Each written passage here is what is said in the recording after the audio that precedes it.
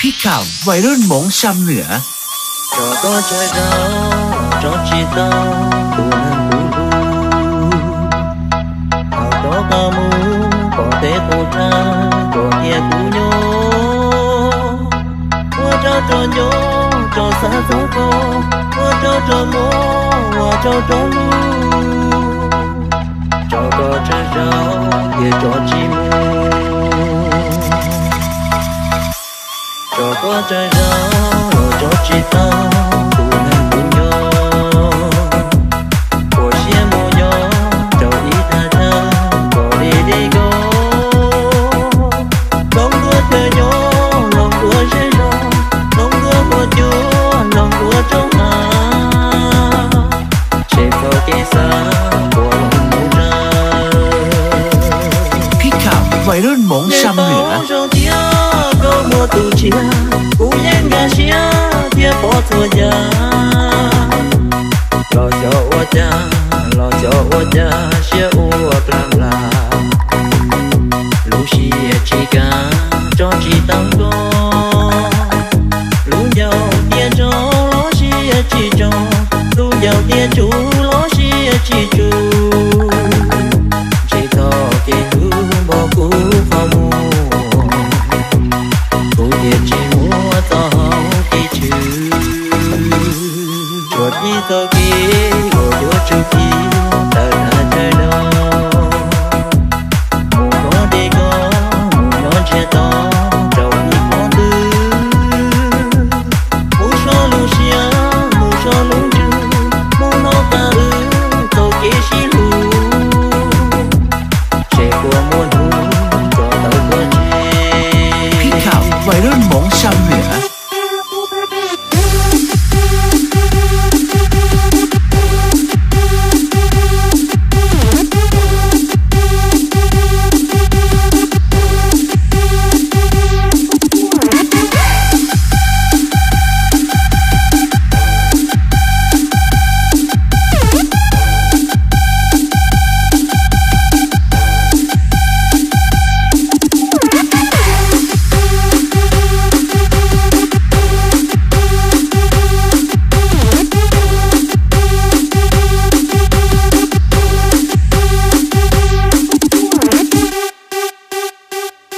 như bao rong tia có mùa tu chia cũng nhanh gà chia phía bỏ thua nhà lo cho ô cha chia u làm là lu xia chỉ cả cho chỉ tăng go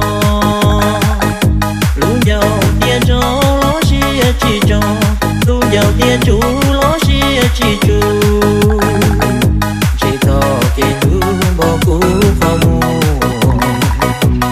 cô tiền chỉ mua tao đi chữ chuột đi tao kia ngồi vô chú kia tao đã chơi đâu mù có đi có mù nó che to trâu đi con tư mù so lu xia mù so lu chữ mù nó ta tao kia xí lu trẻ của muôn hú cho tao có chê พี่ข่าววัยรุ่นมงชำเหนือ Hãy subscribe cho kênh Ghiền Mì Gõ để không bỏ lỡ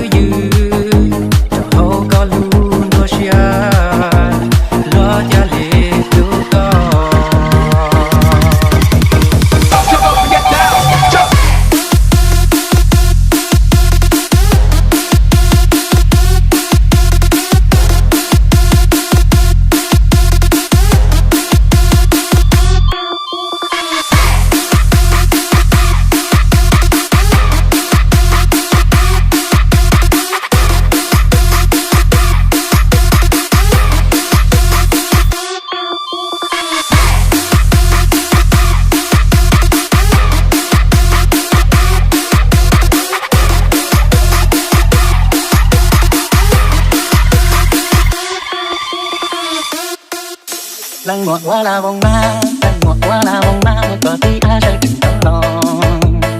số men đi mà gió, sẽ có lũ đua mùa tràng.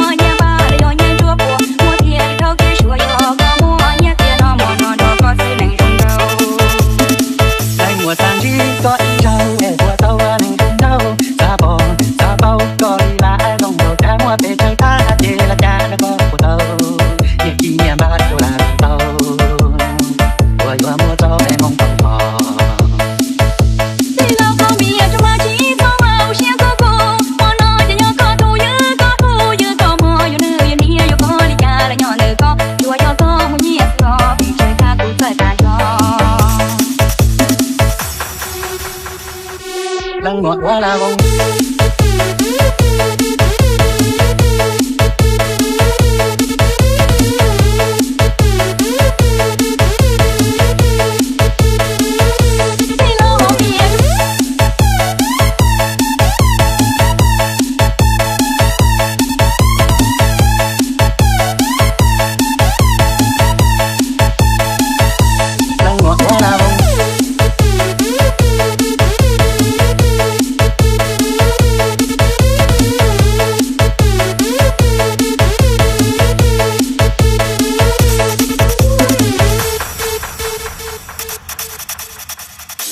lăng ngọt quá là vòng ma, lăng ngọt quá là vòng ma, một cỏ tí ai sẽ từng tấm lòng,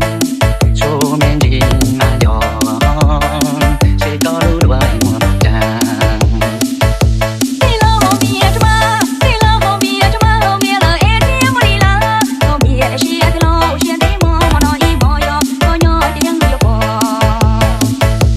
Mẹ nông nó còn đến để không mà một chế còn không đâu, có đầu để để ý đâu chứ men chỉ đi nhà của tao.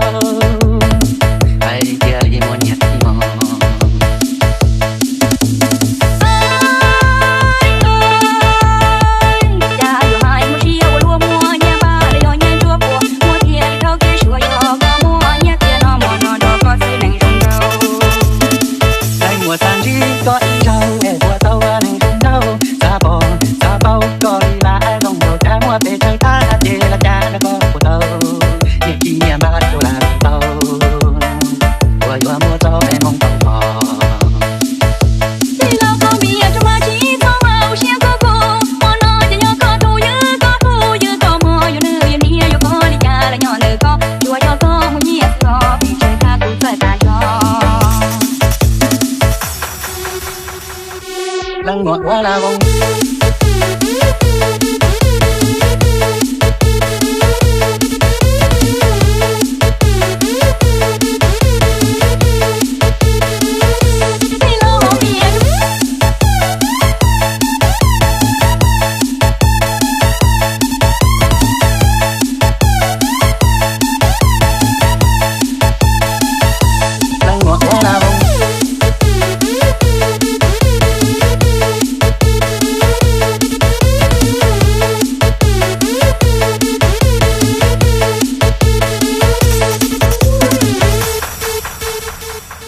lăng ngọt quá là vòng ma, lăng ngọt quá là vòng ma, một cỏ tí ai sẽ từng tấm lòng, số men đi mà gió, sẽ có lũ đua mùa tràng.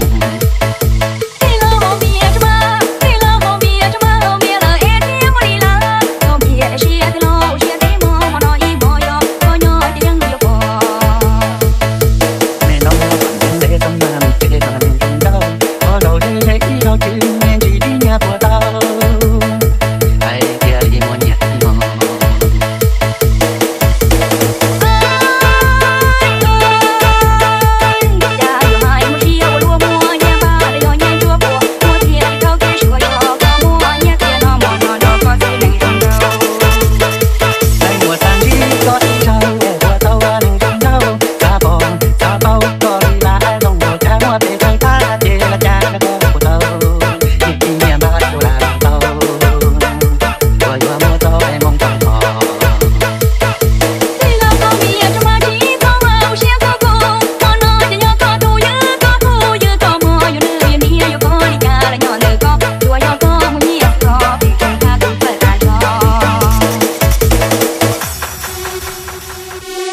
ngọt quá là bông